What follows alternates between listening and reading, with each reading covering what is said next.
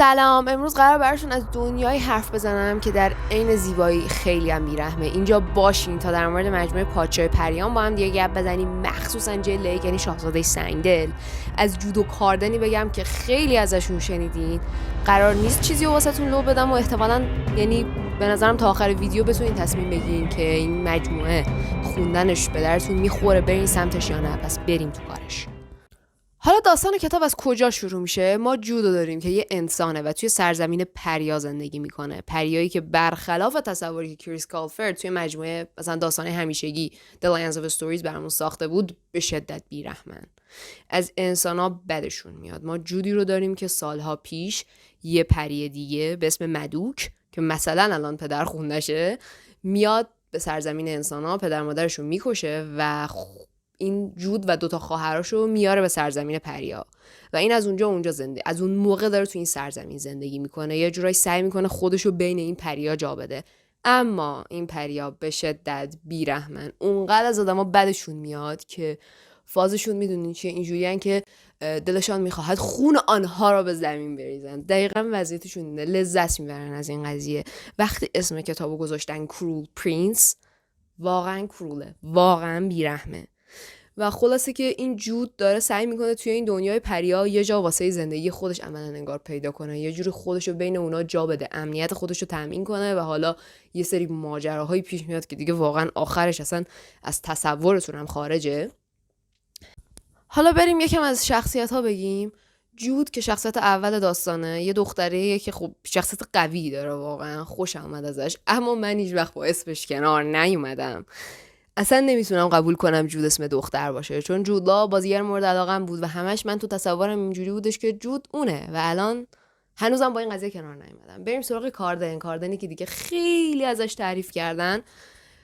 نویسنده خیلی سعی کرد کاردن تو برای من حداقل خوب جلوه بده، ولی خب من خوشم نیومد. هر کار کردم از شخصیت کاردن خوشم نیومد. کاردن از اون شخصیتایی بود که وقتی بهش میگن کرول پرینس، شاهزاده سنگدل، واقعا کروله. اصلا از اون شخصیتایی که بقیه رو بولی میکنه، به اصطلاح قلدری میکنه، و من از این شخصیت‌ها متنفرم و نویسنده تا آخر داستان هر کاری کردش که برای من خوب جلوش بده، من ازش خوشم نیومد. نمیدونم چرا. شخصیت‌های داستان زیادن، میان و میرن، اصلا تا حدی که دیگه یادت نمیمونه. من واقعا این نظرم نکته منفی بود، اصلا یادم نمیمونه. بعد یادداشت میکردم اسم شخصیت‌ها رو تا یادم بمونه کی بود و از کجا اومده بود. اینطوری بگم. حالا که توی بحث جودو کار داریم، در مورد رومنس کتاب بگم. داستان واقعا انمی سولاورزه، اما اینو یادتون باشه که این مجموعه اساس و پایه کلیش فانتزیه. یه جورایی مثل خوردم کن نیستش که احساسی باشه، این مبنا و پایش فانتزیه و تو باب همین ماجراجویی ها داره میره جلو. رومنسش خیلی کمه و یه جورایی اصلا اسلو برنه، ولی واقعا انمی سولاورزه. یعنی شخصیت ها قشنگ به خون هم دیگه تشنن. توی جلد 1 شاید خیلی اتفاقی نیفته، میگن جلد 2 یه کمی پیش میره. من خودم جلد 2 رو نخوندم، ولی میگن که یعنی به قدری جالب میشه که نمیفهمی شخصیت ها عاشق هم دیگن یا دارن به هم حقه میزنن. یعنی انقدر خوب میشه و تا جلد 3 قشنگ میشه. یعنی میتونید ادامه بدین به خوندنش، اینجوری میگن همه. و خلاصه انتظار یه رومنس خیلی آنچنان نداشته باشین.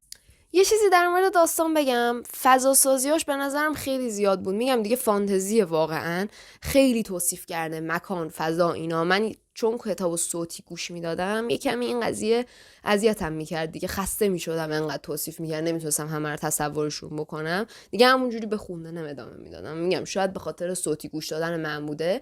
در مورد پایان کتاب که بگیم مثلا نمیخوام لو بدم و ضد حال باشه یا نه، ببین قشنگ بود، واقعا پشیمون نمیشین اگه تا آخرش برین، اصلا شوکتون میکنه. و من شنیدم جلوی بعدم همین جوریه، یعنی مجموعه که جلد 1 از همه حوصله سربرتره و تا جلد 3 که میرسه خیلی قشنگ‌تر میشه. در مورد تعداد جلدهای مجموعه 3 جلد اصلی داره، ترتیبش رو واسهتون میذارم.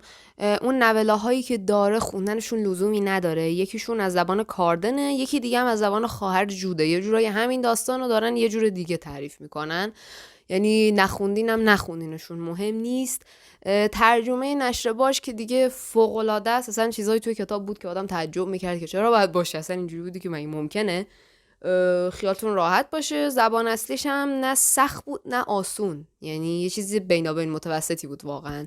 ولی خب چون توصیفات داستان خیلی جزئیاتش زیاده، بازم اگه میخواین دیگه کامل متوجه بشین فارسیش بهتره. و خب انگلیسی هم اونقدر سخت نبود، وحشتناک نبود به نظرم.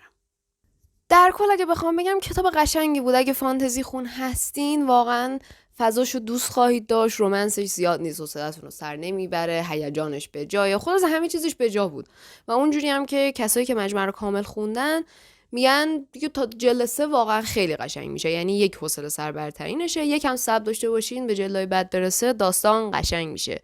همین. مرسی که تو این ویدیو همراهم بودین. دیگه بگید که در مورد چی حرف بزنم. واقعا یعنی هرچی نگاه میکنم دارم میرم سمت کتابا و هم کتابا رو بیشتر دوست دارن. آره همین و فعلا.